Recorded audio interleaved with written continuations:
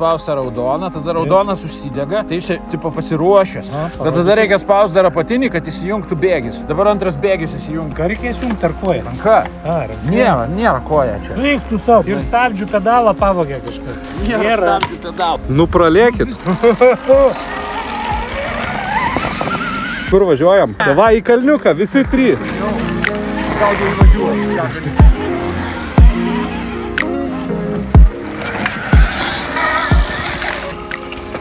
Kaip gerai. Paeina savo. Žiūrėk, sustojo, nieko nereikia daryti. Kiek laiko aš galėsiu važiuoti, dar reikia paklausti. 2 valandas. Krosą vieną. Paspaudžiam, mirksi violetinė, paspaudžiam žalią. Ai, čia irgi mygtukai, supratau.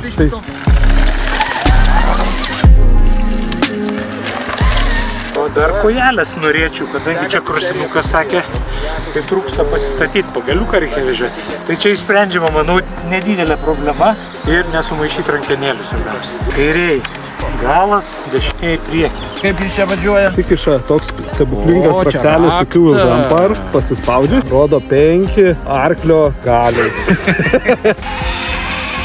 Šitas biškį silpnesnis. Šitas tai čia tikras motociklas. Bent imitacinio reikia, čia kad būtų stabdis. Galima padaryti, galima dvigubinti, gali būti priekis su stabdžiu ir koja su stabdžiu. Tai tiem, kas nežino, čia yra Suron Light B, populiariausias elektrinis motociklas pasaulyje. Tai yra smarkiai modifikuotas, tai yra su 7,2 V baterija, su kontroleriu. Pok šakės, 21 motokrosinis ratas, gale 18, daug dantų žvaigždė, daug tuningo iš Lietuvos, visos detalės aliuminės, netgi rėma prailginimas yra gaminamas Lietuvoje. Pakojai, vairo pakelikai, gali pasidaryti pagal savo skonį, stilių ir kišenę.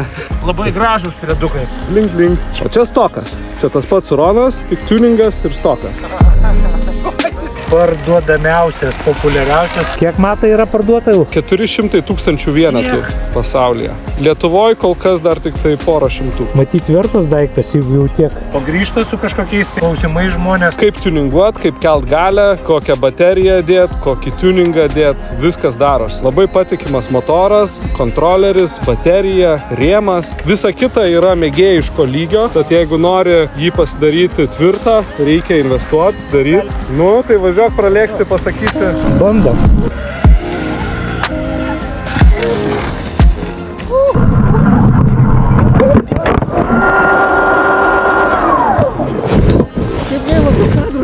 Oi, blemba.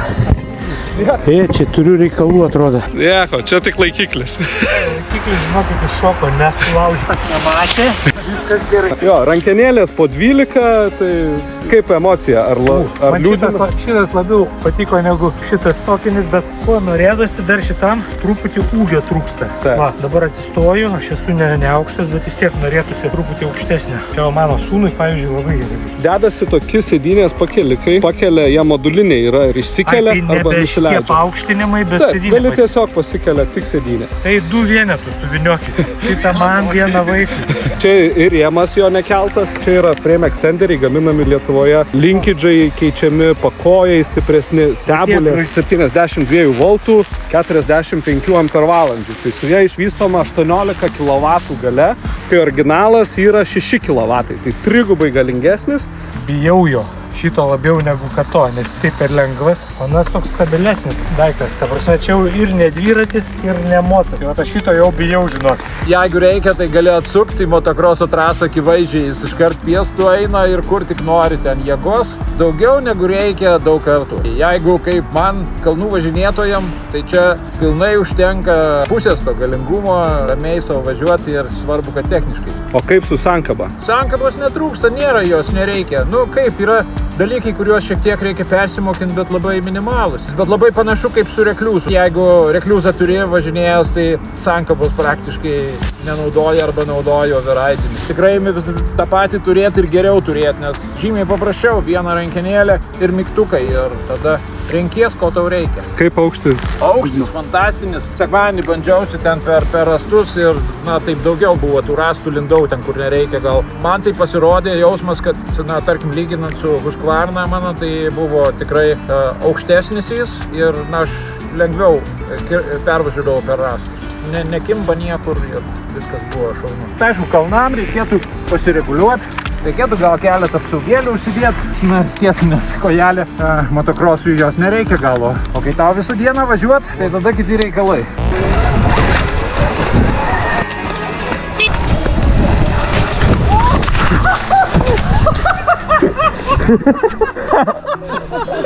Čia tikras sanduristų rojus.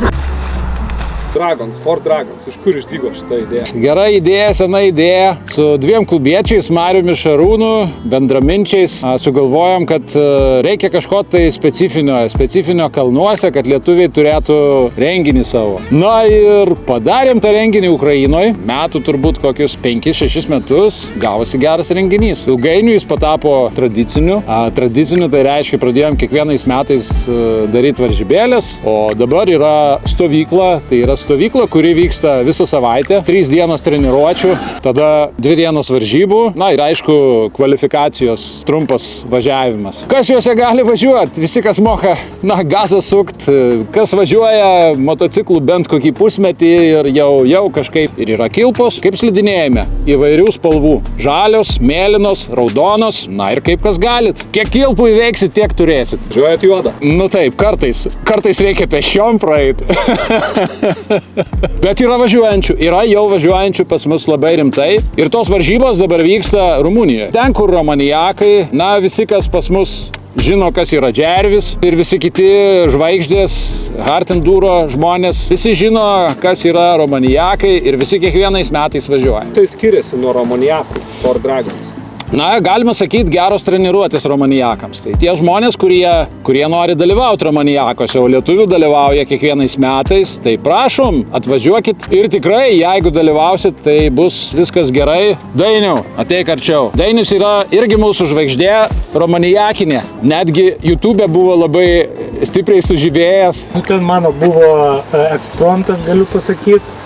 Bet, kaip sakyt, kas baigėsi gerai, reiškia tai ne klaida, o pamoka. Birželio 17-21 yra data, kada vyks ir stovykla, ir tradicinės Ford Dragons varžybos. Atvažiuokit į Rumuniją. Ko tikitės iš elektrinio starto? Na, kad ilgainiui pakeis visus mūsų dvitakčius, tradicinius 300-ukus, 250-ukus, o tuo labiau keturtakčius.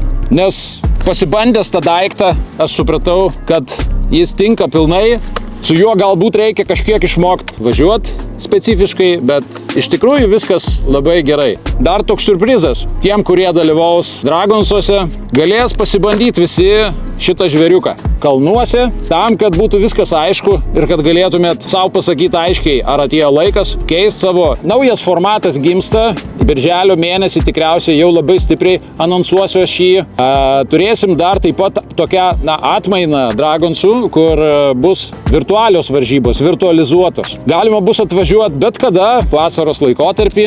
Užsiregistruoti reikės ir gausit daviklius. Ir su tais davikliais pirmin vyrai, 3 dienos treniruočių, matysit savo rezultatus, jie matysis internete, gausit visą laiką vaizdą, kaip jums sekasi ir tada 2 dienos varžybų, kur šiek tiek supaprastintas, ne visai kaip Dragonsai, bet visi pagrindiniai elementai ten bus. Tai bus tie patys spec ruožai ir ką darysim, skaičiuosim, kas geriausiai įveikia spec ruožus, bus specialūs tokie, matuosim ir visus etapus žiūrėsim, kaip jos pravažiavo. Tai bus viena nominacija, kur bus vertinimas pagal tai, kas greičiausiai pravažiavo. O tada dar viena nominacija – geležiniai užpakaliai. Tie, kurie daugiausiai įveikė greičio ruožų, kilometrai, taškai ir taip toliau ir taip toliau. Ir visas šitas dalykas po to pavirs apdovanojimais rudenį. Kiekvienam dalyviui bus savo. Mūsų pagrindinė idėja buvo tokia, kad gyvenimas yra ne taškas A ir taškas B ir tokia trumpa kelionė nuo vieno taško iki kito, kur tu kankinies, atlieki kažkokias užduotis. Gyvenimas turi būti, malonumas, turi būti flow, turi būti džiaugsmas ir procesas. Geriausiai džiaugtis yra tada, kai tu turi bendraminčius. Kai tu gyveni ir procese dalyvauja bendraminčiai, jūs turit ką kartu nuveikti, jūsų gyvenimas yra realiai žaidimas. Jūs visą laiką džiaugsitės, kaifuosit nuo to. Tai vat mūsų pagrindinė idėja tų varžybų tokia yra.